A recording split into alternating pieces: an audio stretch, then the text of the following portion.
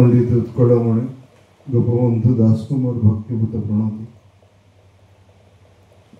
से तो निजे शब्द चेतना कही उत्कल नेतार नाही प्रयोजन, उत्कलर नेता निजे नारायण।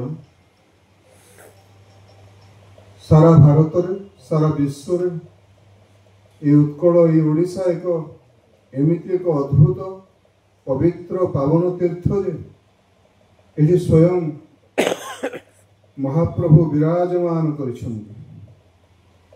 तांको ही सर्वोच्च सिंहासन रे बसई तांकर जो महत उद्देश्य आमे समस्ते तांकर सेवाकारी हेबा, उत्कल को गठन करिबा।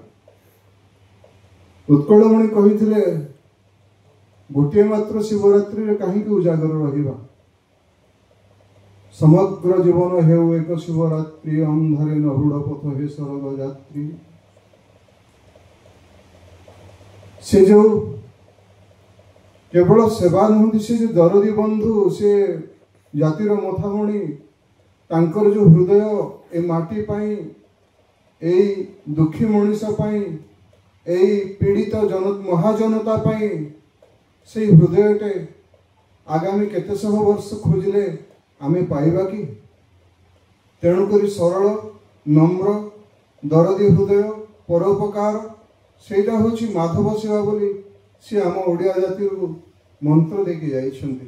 तांकर जेतेबेले शेष निश्वास चलीगला, तांकर सी जेतेबेले आखि बुझीदेले, सेतेबेलर ओडिशार प्रति घरे घरे सुकाकूल परिस्थिति क्रंदन, घरे घरे दीप जलुला। तांकर श्राद्ध उत्सव ओडिशार विशिष्ट एवं प्रख्यात कवि डॉक्टर माधव मोहन सिंह पद्मश्री कहिथिले, जदि ओडिया प्रियजन पाई विलाप करिबा जान, सेई प्रियजन विरहरे आज फाटुत रुद्ध प्राण। जिए जही अशोपथे ठिया हो निखिल ओडिया जाति, काहि गला तब सेनापति आज शून्य करी ए माटी। दुखरे भांगी पड़िले हेबनी से शिखैछन्ति आमे परस्पर को कोळेई नेबा, से उदार चेतना आज मोर मने पड़ुछि। आमे समस्ते ताकु ग्रहण करिबा एतिकी।